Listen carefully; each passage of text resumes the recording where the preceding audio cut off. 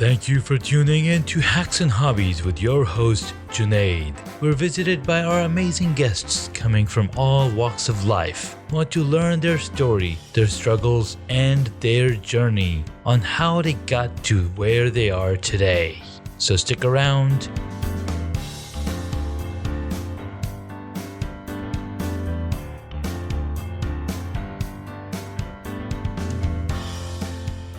In this episode, we get to speak with Patrick M. Powers. He founded the world's second largest business meetup with over 27,000 members. His expertise is pitching, presentation, lead generation, copywriting, and sales funnel conversion. He's a master in influencing and persuading with words. He also authored a few books, including How to Conquer Fear of Public Speaking and Turn Your Contacts into Cash. He teaches the science of getting connected to anyone, anywhere, even VIPs.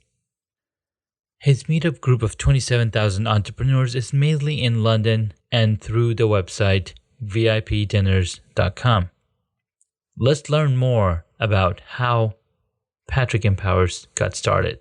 Patrick, thank you so much for coming on to the podcast. Junaid, it's a pleasure to be here. Fantastic. So we met through which network? I think it was matchmaker.fm. Matchmaker.fm, that's probably it. I'm getting a lot of UK people from matchmaker.fm. I think it mainly because it is based out of UK, and a lot of the stuff that's happening there, it's a pretty neat platform for sure, connecting podcasters with It's guests. awesome. I love it. It's fantastic. And so we met and we were like, let's have a conversation. So Patrick, tell us a little bit about yourself, where you're coming from, what brings you to the podcast.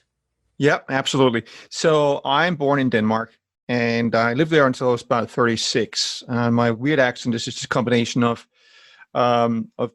being Danish and then listening to too many motivational speakers, as I say. When I was very young, I was 21 when I started my first business, and I went bankrupt in record time. Nice. Within a year, I lost my business, I lost my car, I lost my house. Wow. And I just had to brush myself off and restart it all again. And after that, I started to read a lot of books about, trying to find out what went wrong. And I quickly started to identify that, I needed to learn something called marketing and sales. I thought it was just having a great idea. Mm-hmm. Hey, if you have a great idea, then you'll succeed. And I see a lot of business owners today, they have like the beginning stages, they have the same delusion. But I realized, okay, this is all about marketing and sales and communication skills in general. So I started to study that, and relatively quickly, I bumped into some American gurus on personal development and sales and all that kind of stuff. And so I started to listen to a lot of them, and that's kind of where I got my kind of North American twang from listening to all these motivational speakers. Mm-hmm. I failed forward for many businesses for 14 years before I actually had my first success. Wow, that's powerful. Yeah, it was crazy. And the reason, first of all, people will say, well, why, what kept you going? How come you're so motivated to just keep on going through 14 business failures until the 15th? And I wish I could say something that will really help them out. And I don't think I can, because I think the only thing that really drove me was just insane boredom of doing a normal job. And it's just boredom. It was like, I just didn't have a choice. That pretty much sums it up. Like, you were bored, you wanted to start a business, but if you were to pick on any one thing, like what was one of the main key elements that caused you to fail in each of those businesses? Okay, well, that's easy. And because that was one, it was lack of communication skills, lack of understanding around sales and marketing. And number two, I was very, very shy, right? So extremely low confidence, lots of self-doubt, very shy. So I grew up in a very rural area of Denmark where there was very little interaction with other kids. So I Mhm. never really learned social skills. Okay. Right? We're in the suburbs of Copenhagen, but we're not even in a village. There was literally just a small cluster of houses. I think there's like 3 or 4 houses, and there was no kids around. Yeah. So I never really learned social skills. And on top of that, I was quite chubby. So when I went into the first grade, I got bullied a lot. Mm. I was very very overweight, and it just became worse and worse. So practically my whole adult life, I've been very very obese until about 5-6 years ago, Wow. when I lost 160 pounds. That's an So amazing transformation right it's within itself. absolutely, it's insane. Like, the people that knew me before and then have seen me after, they're like, literally, I have people that walk right past me at a trade show where I have to stop them and say, "Hey, Bob," and they look and they're like, you can see there's a disconnect. It's like, holy shit. Like when they hear my voice, then they're like, "Oh my God, Patrick, what happened?" All right. So that obviously was a turning point for me. And then we can get back to that later if you want to get Yeah. into what happened. No, that's really interesting. One of the guests that I had, she lost about this, about 200 200 odd pounds herself. Mm, And I was like, what caused you to even go in that route and lose the weight? I mean, you had the weight for so long. And she's like, my kids, I was not able to enjoy time with my kids. And I was mm, like, okay, I've got to, like, they were always making excuses, or they were not making excuses, but like, oh, mom, you can't do this. We yeah, can't go on these rides, or we can't do this hike. We can't do all of this because, you're so huge. I mean, not in those words, but sure. so she's like, okay, this is my why. I want to spend time with my kids, and my weight is causing that issue. I think she was somewhere around 400 pounds, Holy, and so she came and talked about her story on the podcast. So that was really yeah. awesome. But 13 years of trying and failing. I mean, that's the resiliency for sure. Yeah, yeah. It was almost like it just didn't have any choice. I mean, for me, it was like I got bitten by that bug. On my first business, even though it was pretty horrible experience in many ways, Mhm. I was just bitten by that bug that, hey, I can make it.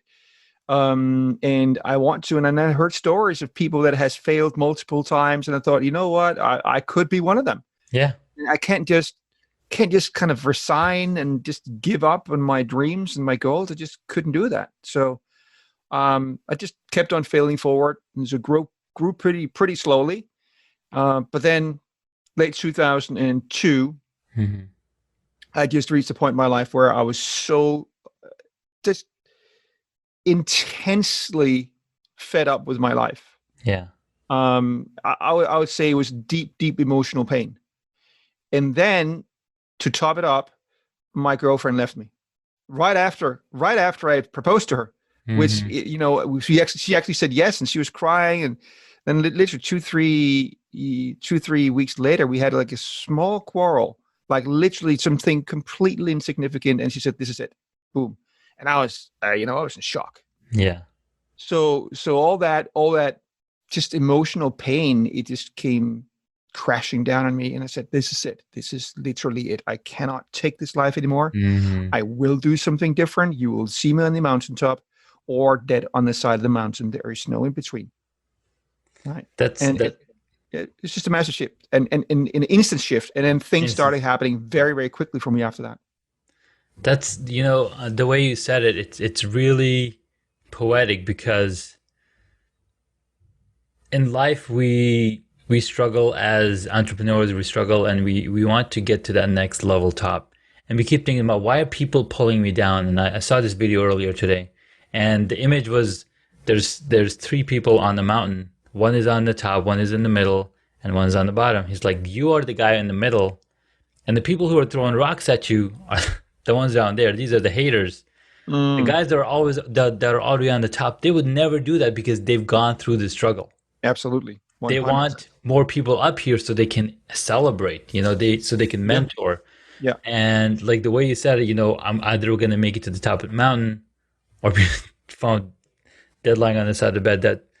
That's really powerful. And then when you said, that was an instant shift, but I think, and you probably know this too, like in your mind, like you're in the back of your mind, because that's the main engine. This is the main CPU. Like in the front of the head, we think about things, but in the back of your mind, there's something going on that's connecting all of these failures together. And that was the tipping point, as Seth Godin says in his book, right? Once you reach that tipping point, like, okay, everything's got to change. Sure. Absolutely. Well, it's just the moment where,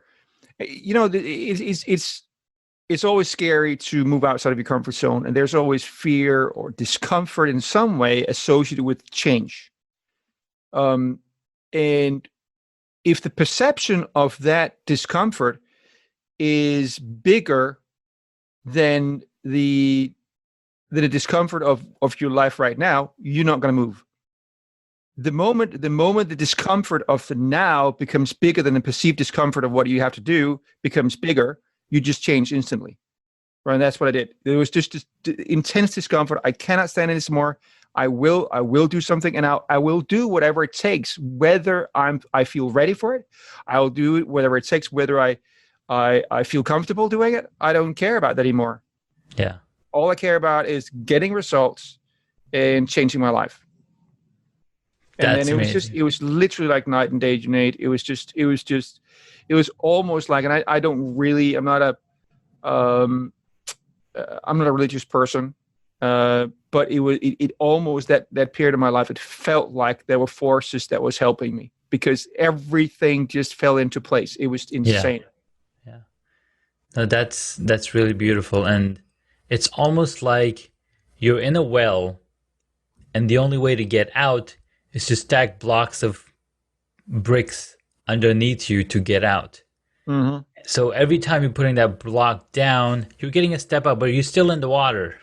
You're still not out. So I'm just amazed by, your resilience and the power that it took, and that's beautiful. I love it. So well, actually, the biggest struggle I actually had ahead of me at that point. Yeah. Now it's behind me, but that's another story where that's actually where I really felt over the last 7 years I've had so many struggles that I've overcome, and that's actually my biggest achievement ever. We can get into that. Yeah. So yeah, that's what I wanted to know. So after all of those failures, you finally decided to make the shift.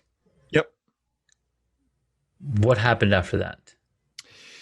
So I joined a network marketing company. It was literally 2 weeks after. So I've been meddling with network marketing many times. It was a part of some of the unsuccessful attempts. And but I made this decision, and then suddenly this new company just appeared for me, and it was not in Denmark even, but I was like, this is the one. I can just feel it. Yeah. And it appeared at the right time in my life as well, and there was just something different about it.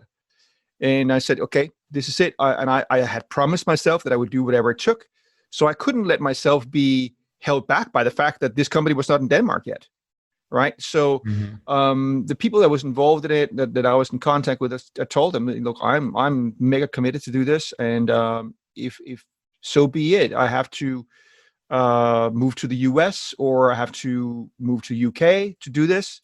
That's fine. I'm willing to make it happen. And long story short, I moved to the US with my what's called uplines, the sponsors, the people that get you involved, and lived with them for 3 months. And in that time, made enormous strides in my business, and became basically financially free in about 8 months into that journey. Nice. Yeah. So then I lived a life for a couple of years, or a few years, just traveled the world, enjoyed myself, lived in St. Lucia in the Caribbean. I did a lot of traveling in the US. I had a girlfriend in Bronxville, New York. which is in Westchester, just Yeah. outside of New York City. Hmm. Beautiful area of the world. And we traveled all over the U.S. I've been to 36 U.S. states and territories. Nice. It feels like my second home. And that was just an absolutely beautiful time of my life. Although, see, I still had a lot of resistance, inner resistance, and self-doubt and discomfort around approaching people and talking to people, which is obviously you have to do that in any business, You right? got to do it. Yeah.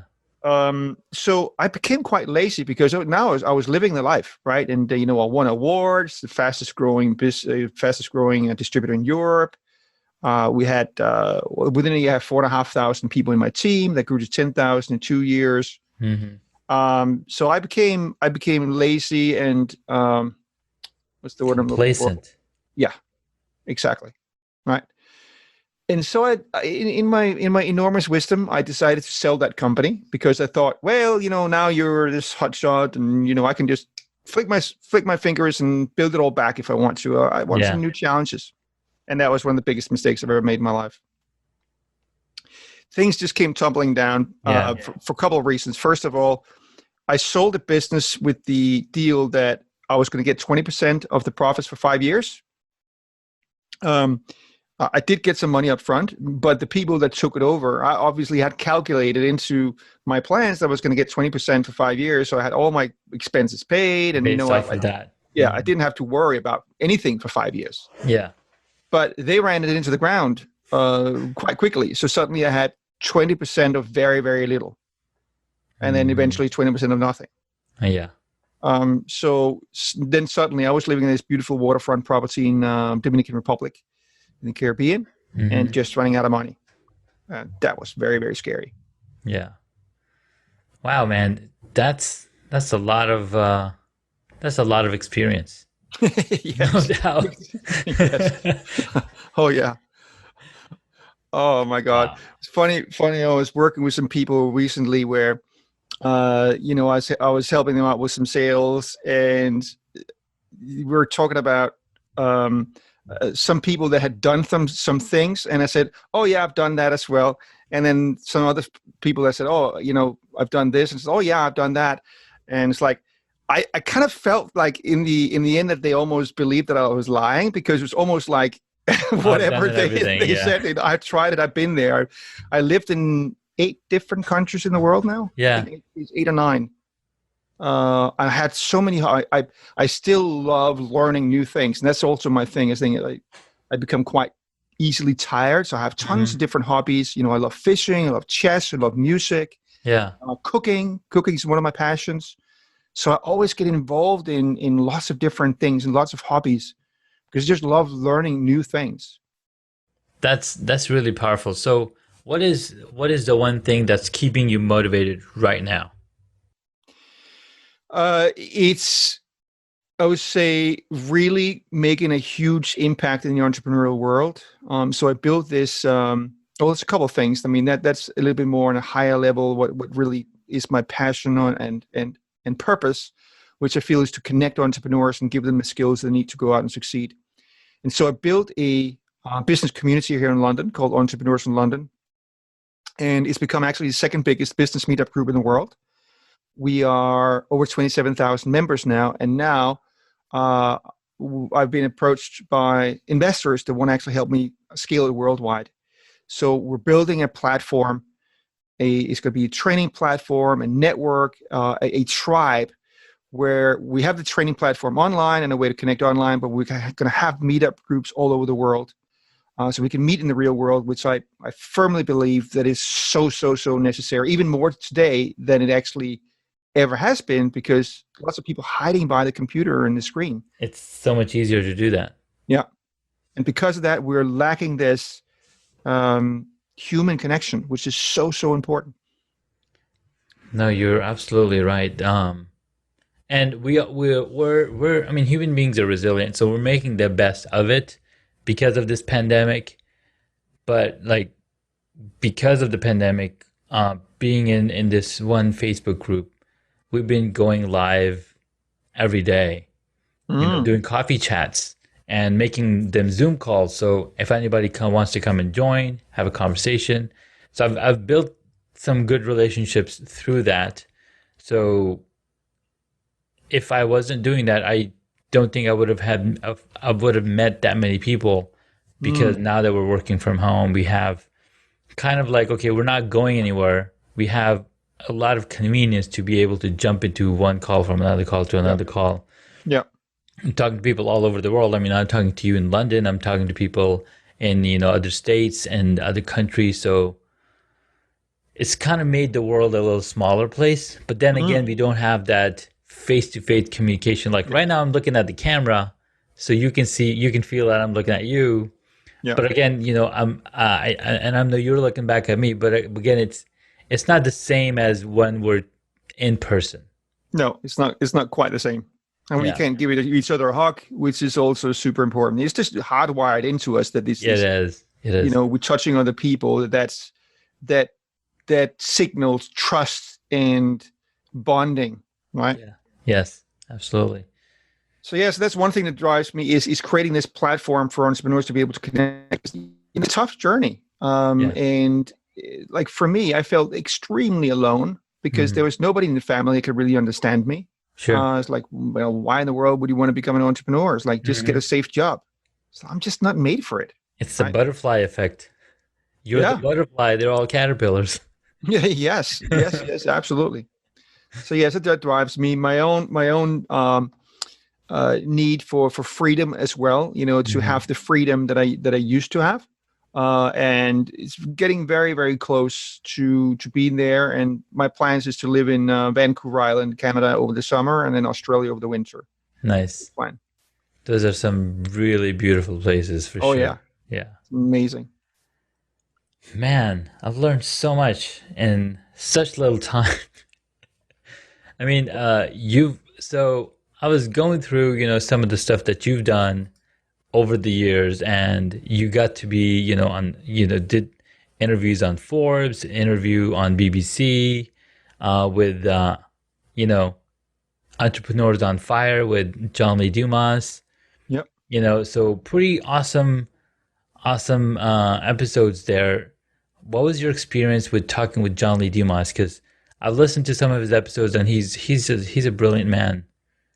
Yeah, absolutely. It was a great experience, and I was expecting to get quite a lot out of it because it's a big podcast, right? But I was actually completely floored with what happened.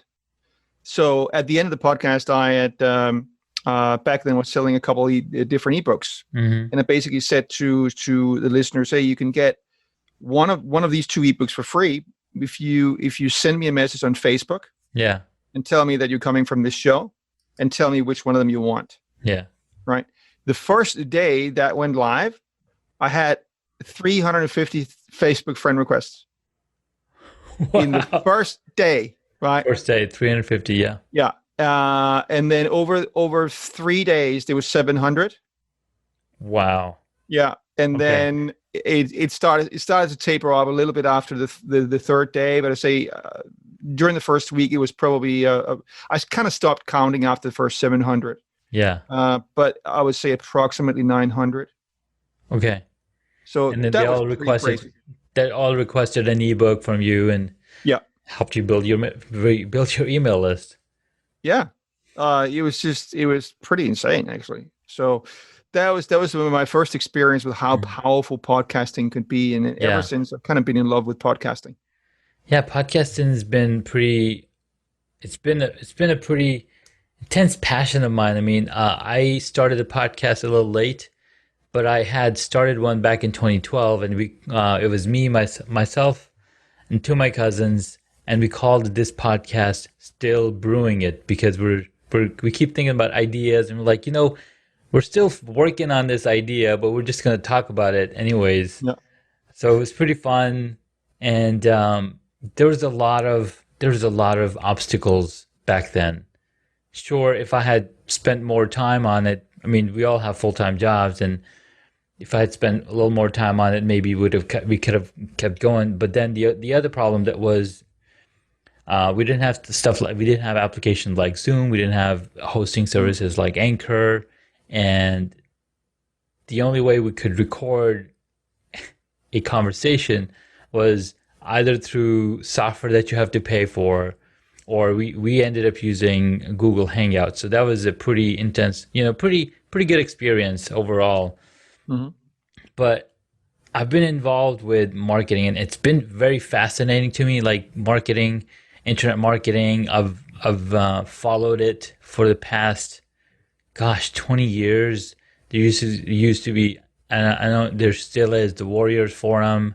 Watching Frank Kern talk about marketing, internet marketing, and whatnot. I'm sure you've heard of him, Sure, I love Frank. right? So I was really fascinated in that. I just wish that I had looked into it a little bit deeper and found mentorship, because that was a foreign idea for me. Right. Yeah. Growing up, I grew up in Saudi Arabia, so mentorship is a more of a Western word. Oh, So, really? Okay. well, all I knew was you go to school, you get a good job, and that's your life.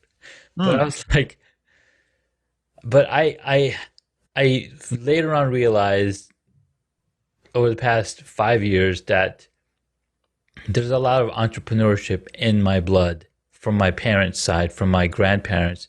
My grandfather used to run his own store in India and Pakistan. And I Okay. was like, I didn't know any of that because, I didn't see it with my own eyes. Yeah. So having entrepreneurship in the blood and tradesmanship and being able to create something with our hands and something that you say, hey, I did this, and it just empowers you. So that was a really learning experience. So with podcasting, I think the most joy that I get out of it is connecting with the guests, like connecting with you and learning about your story and connecting on a much deeper level than I would. Oh, Patrick, he built an entrepreneur empire and he did, all of these cool things. But when I get to know you face to face, with this concentrated conversation, it's a totally different level. Like, wow, I know Patrick, and that I could talk about you, and it's just a totally different way of connecting with people. So I think Mm. that's been my most favorite thing so It's far. really cool. Yeah, it's really, really cool. And like you said, you so you mentioned several times how you didn't know marketing, you didn't know salesmanship. Well, I'm in that same boat right now, brother. Mm. Right? I haven't marketed much around my podcast. Although I have plans, I have strategies that I've been looking at, and like, okay, here's a 24-month plan on how you can, you know, post on social media on what you should be doing, blah blah blah. I'm like, okay, so I'm looking at other successful podcasters. I'm looking at what Pat Flynn's doing with email marketing and YouTube and all that. So Hmm. it's it's all coming together. Yeah. And so I'm slow. I'm growing slowly, is what I'm saying, and I see a lot of parallels um, in our journeys. Yeah, and it's as long as you are growing, that's the key. It doesn't really matter because you'll get there. I absolutely full trust in that. Yeah. Um, Having seen how hopeless I was myself. I'll give another example. One of my friends, which I've kind of been working with on the site for many years, some of it in network marketing Mm. stuff. When I met him, and we're talking about 7-8 years ago, he was completely and utterly hopeless, like complete mess. Yeah. And I kind of took to him and kind of liked him because he had this insane belief in himself. Yeah. I mean, it was actually kind of delusional, like to delusional level. It's like, dude, you have this idea you're going to be a multi-millionaire and in 2 days from now, right? And but I liked his spirit, and we've kept in touch, and I've been coaching me a little bit along the way. And he has just this mindset. He just keeps on going, keeps on going, keeps on going. It's unbelievable, despite him not having any really great results. Hmm. And then a couple of months ago, I said to him, dude, I mean, what the heck are you doing, man? You're 40 years now, and you're just treading waters, and there's some of the things I've told you to do that some of the most basic things, and you're not doing them. But I mean, what's going on? Mm-hmm. I mean, are you going to continue this way forever? You're 40 years now, and I think that Yeah. really shook him up. And he actually started doing the two things that I told him you're missing out on. And since then, his business really, really taken off. And this is after 7-8 years of continuous struggle. Wow. Like and massive action. I mean, more massive action than most people's families combined. I mean, it's just insane. So despite that he was taking massive action, he was not getting the results, but he was slowly growing and slowly understanding. And then he was ready for the shift and said, dude, do these two things. And then boom, it just happened. It happened. Because he had gotten to that point where it's like, all right, enough is enough. Yeah, exactly. So what are those two things, if you want to share with the audience? Yeah, I can. It's not very applicable to a lot of people because it's specifically to network marketing. Okay, it's for network marketing. Got it. Yeah, Got it. but I mean, it's basically 5 basic things you have to do in a network marketing business. You have to use the products. You have to talk to people. Mm-hmm. And he did that and he did it very well, right? He actually signed up a lot of people. Mm-hmm. But he was not doing presentations himself and he was not doing trainings. So if you're not doing that, you're never going to develop the leadership persona that really high quality people are going to be attracted to. That is very applicable, actually, because it goes into that speakership and the mentorship part. As a leader or as a teacher, if you're not teaching the stuff that you know, you're not going to get better at it. If you're not speaking about it, you're not going to get a better speaker. Sure, you want to be a speaker to be able to talk to a ton of people. Talking to one-on-one is much easier than talking to a room full of people.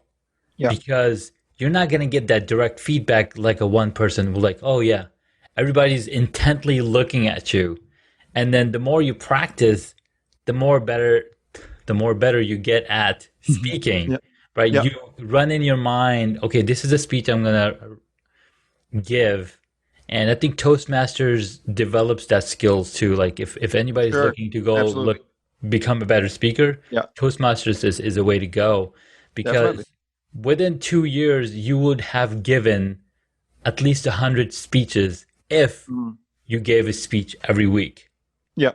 Right. And that repetition builds on you. So I think that's totally applicable with entrepreneurs, because I guess you're right. Absolutely. Yeah. Now that you're saying it this way, I can totally see that. Yeah. And the thing is that what I found is that you just, and so he started doing presentations every week. And I also said, you're running around actually doing one-to-one presentations, and it's just wasting too much time. Yeah. That's another thing that's actually kind of probably applicable. I would say lots of small business owners would probably do.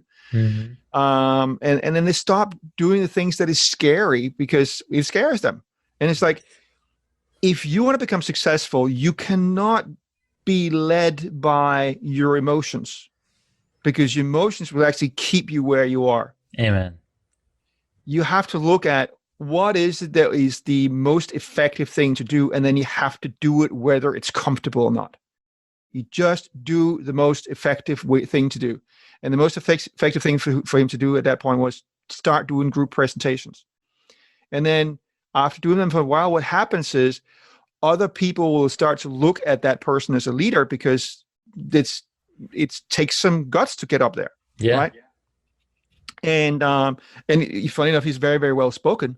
So he's actually quite good at it. Yeah. And what happens next is something really magical. And that's that because people's perceptions about you change, you start to change the perceptions around yourself. Okay. Absolutely. And that's when the magic happens. Yeah. When the perception around yourself changes, when you start to see yourself as a leader, that's what other people really start to listen to you. Right. And so I you probably heard the expression that when the student is ready, the teacher will appear, which I found to be true.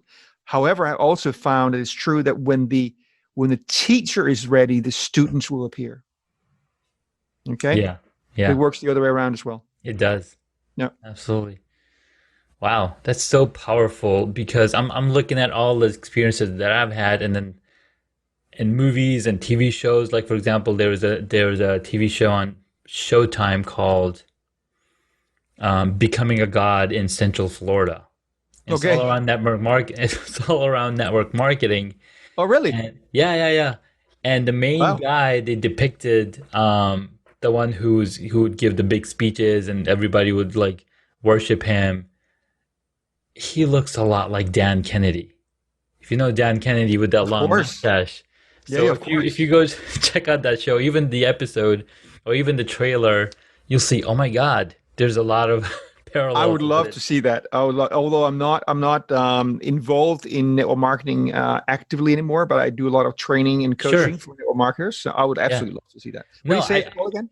the show is called Becoming a God in Central Florida. Nice. Okay. And I love it. it's really well done. The actress that plays in it, she was the original Mary Jane from the 2002 Spider-Man movie. Yeah. She played, Mary Jane, right? Yep. So it was really because I was involved in network marketing back in the days. You know, two by two. There was Quick Start. There was Amway. So I played in those of like, okay, this is really awesome, but it's not for me. I'm not a salesperson. Like 20 years ago, I just wanted to be behind a desk designing something. And anytime I would hear about, oh, this is a great opportunity. You can build your own business. I was like, oh, really? Okay, let me go check it out. And I tried it and I was like, okay, I'm not a salesperson right now. It's not for me. Mm. Um, but the thing that you talk about, giving presentations in group form, I think it's a really powerful and it absolutely puts you in that level of leadership because you're able to address a large number of audience. Number Yep. one, you're saving so much time, Yep. right? You're saving so much time and there's people of all levels that are listening to you. And some people are Absolutely. hesitant to ask questions. Other people will ask questions right away. So it's not only beneficial for other people that are in the group, but it's also beneficial for you as a speaker because now you're able to answer those questions and rethink how all of that comes together. And the Yep. more that I've talked to people and answered questions about what I know, it's it's made it more solid in my mind on how I talk about things. Totally. Yeah. So it's But been there's a weird assumption is that if in front of a big audience, that people just automatically assumes that you are somebody, like that you are an authority.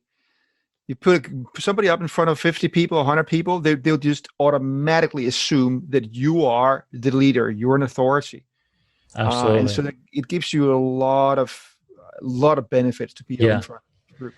Pete Vargas talks a lot about getting on stages. I think he had a really awesome program last year that they were pushing, where they're going to train you how to build your own program and how to, come up with your own heart story. So anytime you're up there, you can use that story to get you started. So I was Mm. really motivated to learn about it and been following Tony Robbins. Like Tony Robbins is the first guy that I listened about.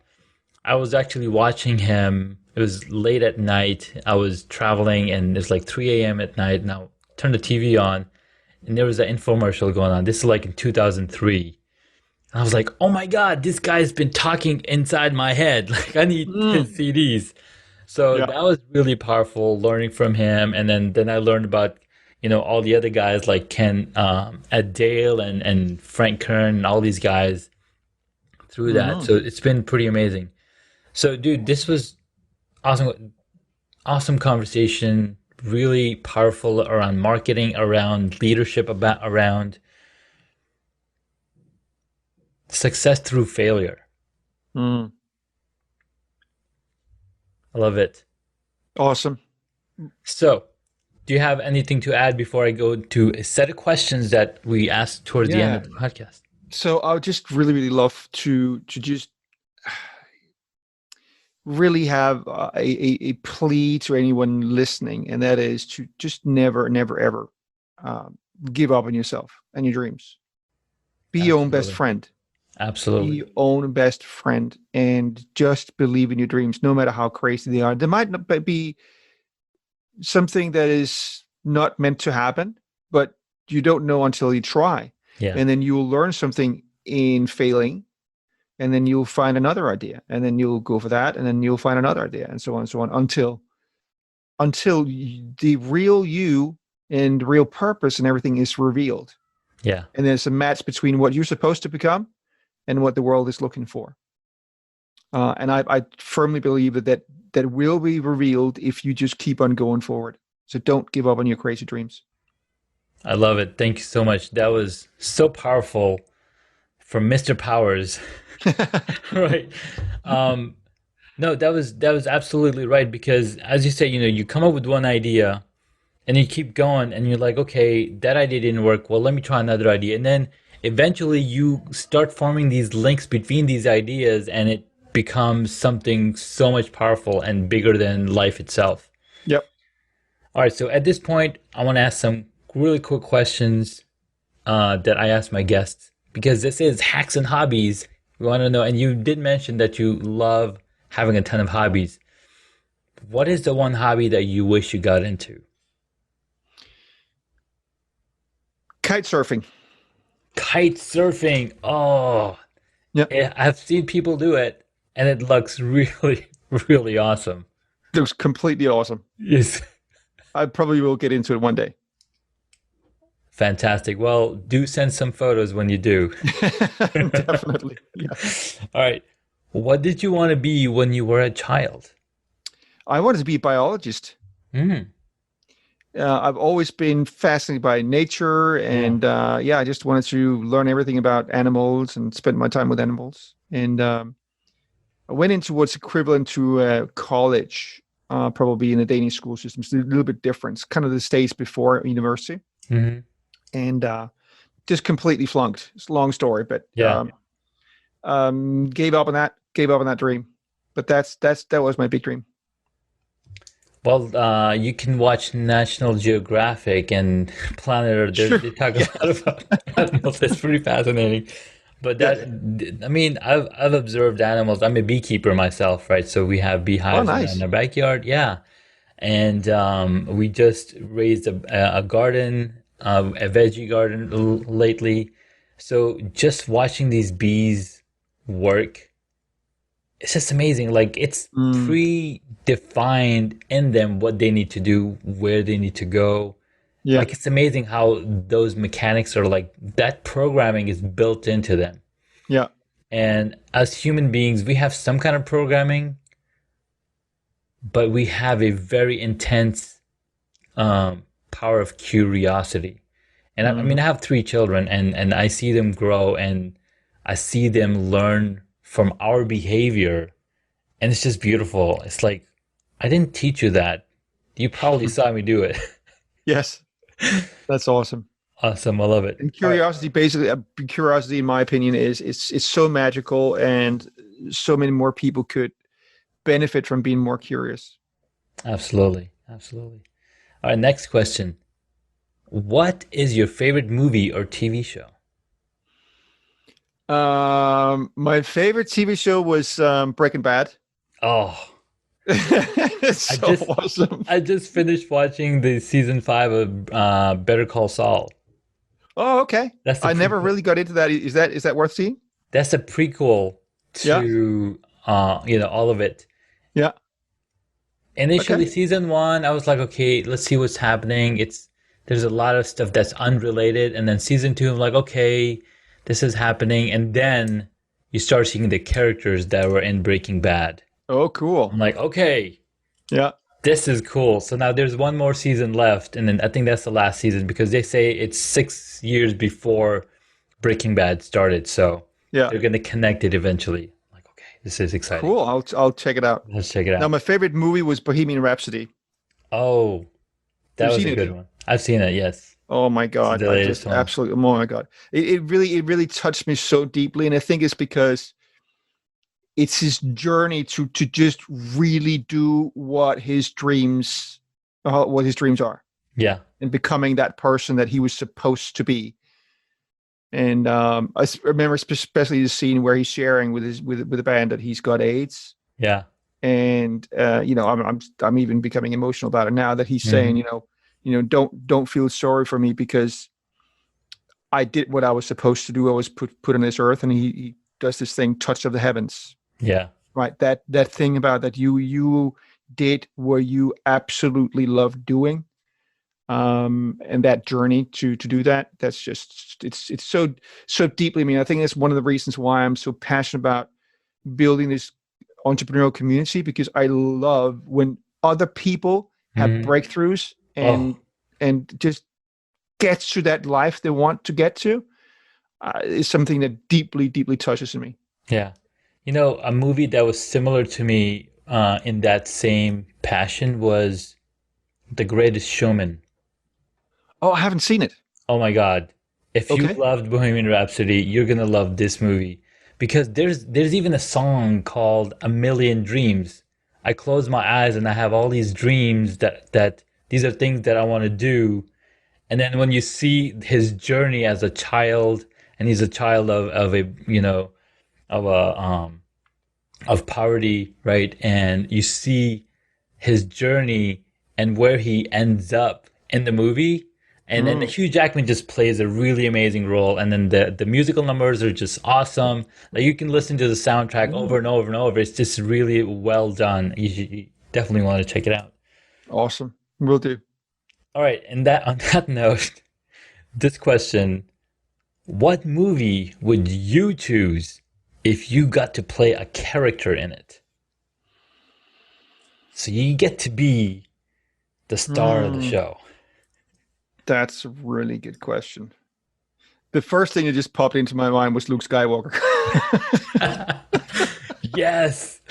Yes. Yeah. That's just instantly. Absolutely. And I have then I Luke start. Skywalker sitting here watching over my head over here. And then I kind of started rationalizing and thinking, would there be other characters? But that was just what just popped into my head right away. No, that would be a pretty cool character to play. Yeah, All yeah, right, and next. oh, another one, Batman. Batman. My Oh, one of my favorite movies. Like I don't like the ones where there's too much of a cartoonish kind of sure. thing in it, right? Hmm. With these cartoon characters like the Joker or whatever. Yeah, But Batman Begins, it is a truly epic movie it because is. it's all about becoming the person you're supposed to be, but it's also overcoming fear, Yes. right? Because his fear were bats. Yes. So he That's chose right. that identity exactly to face the fears. And that's exactly what I did in my early years, where I was so afraid of other people Yeah. that I literally pushed myself into being the center of attention in many situations. Not because I liked being the center of attention, but Yeah. because I knew that I needed to become comfortable at it. So that's a truly epic movie. That's the way you put it. I think I like the way you put it. That was really good. Pushing yourself into the fear so you can face it and overcome it. Yep. Yeah. Beautiful. Well, this question goes into who is your favorite superhero? I'm not too much into superhero movies. Well, that would be Batman, but he's not a real super. Would you say that he's a superhero? Well, he's not Okay. superhuman, but Yeah. he is considered a superhero. Okay, but then that definitely it would be And I've Batman. got him right here on the wall. Yeah, awesome. Yeah, I know it'd be Batman. Nice. Yeah, because All he's right, he's this like he's fighting against evil, and he is vulnerable. He can be killed. He's doing the right thing for the right reasons and all that yeah, kind of stuff. Yeah, and he's very just. Like yeah, the just is the justness is beautiful in there. All right, yeah. last question, and this is a twist. If you, as a person, were a board game, what board game would it be?